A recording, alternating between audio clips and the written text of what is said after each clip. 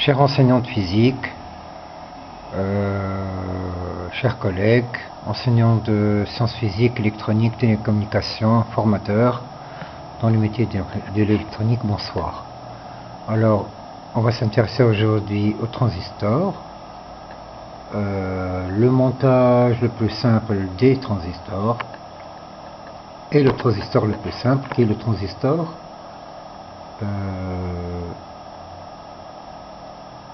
NPN et un modèle qui ne chauffe pas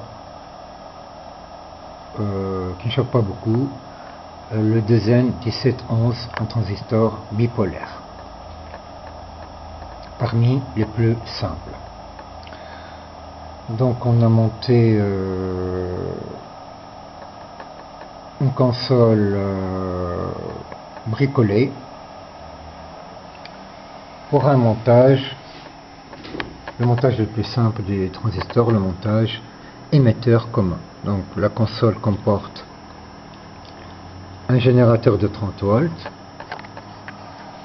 donc une alimentation ATX d'ordinateur modifiée,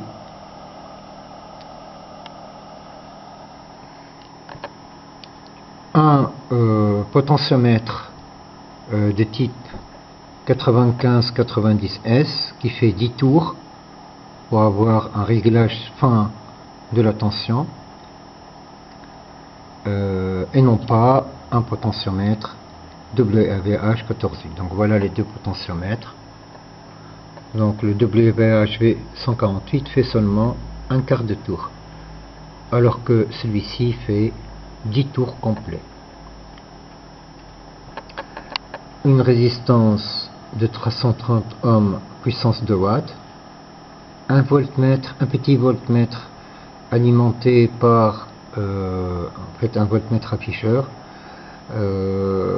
alimenté par une pile ou un accumulateur 18650. Voilà, deux afficheurs, l'un pour le circuit principal et l'autre pour le circuit de commande. Une autre résistance ici de 330 ohms 2 watts aussi. Donc pour les résistances, la puissance dépend de la longueur. Donc 1/8 de watt 3,3 mm, un quart de watt 5,7 mm, un demi-watt 8,5 mm, 1 watt 10 mm. Donc tout ce type de résistance avec ces puissances chauffe. La résistance de 2 watts de longueur 15 mm ne chauffe pas. Donc de valeur, les deux résistances RB/RC de valeur 330 ohms. Et on peut aller jusqu'à des résistances de 5 watts de longueur 24 mm. Donc voilà pour les deux potentiomètres et les résistances. On en a fini. Maintenant, on va passer à la première expérience. Donc l'expérience du déblocage du transistor. Donc on va augmenter progressivement, on va régler la tension d'abord à 30 volts précise, avec un réglage fin, parce que cette alimentation comporte un réglage grossier et un réglage fin. Donc on commence et on suit la valeur de la tension UBE et le courant IB. Donc on va augmenter et en même temps on surveille l'allumage de la lampe. Donc, le courant IB commence à augmenter, 0,21 mA, donc 210 mA, une tension de 0,69 volts et la lampe ne s'allume pas encore, donc on va augmenter jusqu'à voir l'allumage de la lampe A. Donc il fallait placer l'interrupteur sur lampe. Donc ici, dans le montage principal, on a fait une petite combine qui consiste à mettre un interrupteur pour soit utiliser la lampe dans le circuit principal, soit utiliser la résistance RC. Donc il faut placer l'interrupteur sur lampe, voilà, et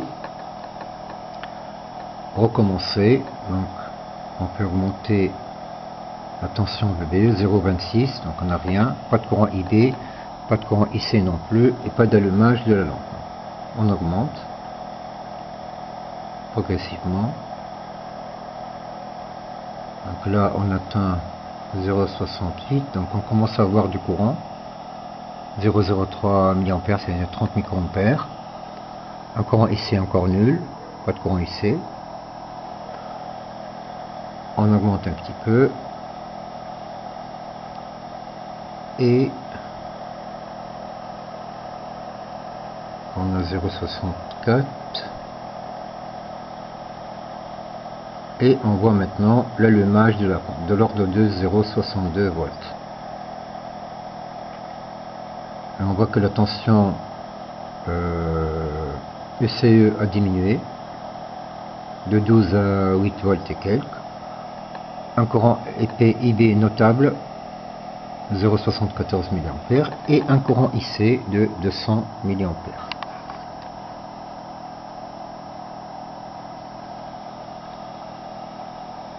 Bien, donc ça c'était la première expérience de déblocage du transistor. On vérifie que le transistor n'a pas chauffé.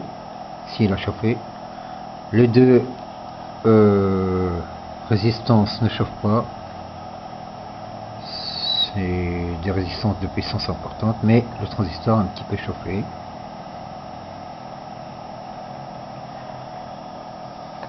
Bien. Deuxième expérience. On va placer l'interrupteur sur RC. On va utiliser maintenant la résistance dans le circuit principal. Et on fait remonter progressivement la tension. Donc, par exemple, 0,33, on n'a pas de courant IB, pas de courant IC, et tension ECE toujours de 12 volts. Donc on va surveiller le courant IB par exemple, en augmentant la tension dans le circuit de commande. Et là on voit que le courant IB commence à augmenter. Le courant IC apparaît aussi, apparaît une valeur 14 mA.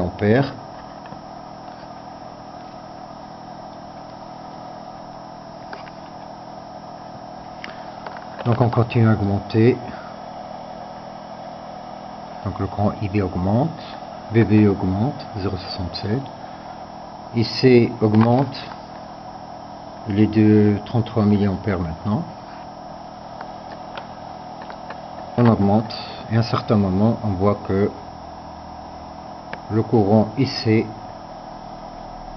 continue à augmenter, n'augmente plus, donc toujours de 35 mA.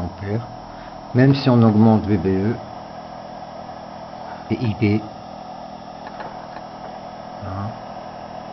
On est presque à 0,8 maintenant, à 0,81, 2 mA et quelques. Courant IC toujours de 35 mA. On continue, mais si on augmente jusqu'à 0,9, ça n'augmente plus.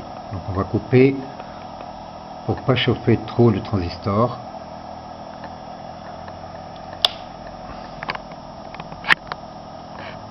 Et on prend les valeurs, on fait un tableau de mesure, on trace les courbes, la courbe IB en fonction de UBE, et on voit qu'elle ressemble à celle d'une diode avec une tension seuil d'ordre de 0,7 volts. Et la courbe IC en fonction de IB, donc on n'est pas allé jusqu'au bout, on est allé jusqu'à 1,6 mA seulement. Donc la variation se fait entre 0 et 0,15 mA pour le courant IB. On a une espèce de droite linéaire, non, une espèce d'augmentation linéaire, un segment de droite, une droite presque par origine. Ensuite, on a saturation, c'est-à-dire que IB augmente et IC n'augmente pas, il a toujours la même valeur. C'est le mode saturé du transistor. Donc, on dégage trois modes, trois domaines de fonctionnement du transistor. Quand UB est inférieur à la tension seuil, le transistor est bloqué, IB et IC sont nuls, et ICE est égal à la FM du générateur dans le circuit principal. Donc c'est le domaine transistor bloqué, le transistor fonctionne comme un interrupteur ouvert. Deuxième partie, le transistor est débloqué, mais il travaille comme amplificateur linéaire de courant, avec une variation linéaire de la forme Y égale à X, IC égale bêta IB avec bêta, le coefficient d'amplification du courant, un coefficient d'amplification au courant qui est de l'ordre de 200 pour ce transistor. Donc ça c'est les parties transistors qui fonctionnent en amplificateur de courant, amplificateur linéaire. Domaine 3, le transistor est débloqué mais saturé et le courant IC a une valeur constante quel que soit le courant IB. Voilà pour les deux expériences. La première c'était le déblocage, donc UBE inférieur à tension seuil du transistor, de la jonction BE. On n'a pas de courant, ni à l'entrée ni à la sortie du transistor. Lampe éteinte, état du transistor bloqué. Si on dépasse cette valeur, on observe du courant IB et du courant IC, la lampe s'allume et le transistor est débloqué. Deuxième partie, on a dégagé les trois modes de fonctionnement du transistor, le mode bloqué, le mode amplificateur linéaire de courant et le mode saturé. Voilà messieurs, dames, j'espère que la vidéo vous a plu et qu'elle sera bénéfique, et à bientôt, peut-être dans d'autres vidéos.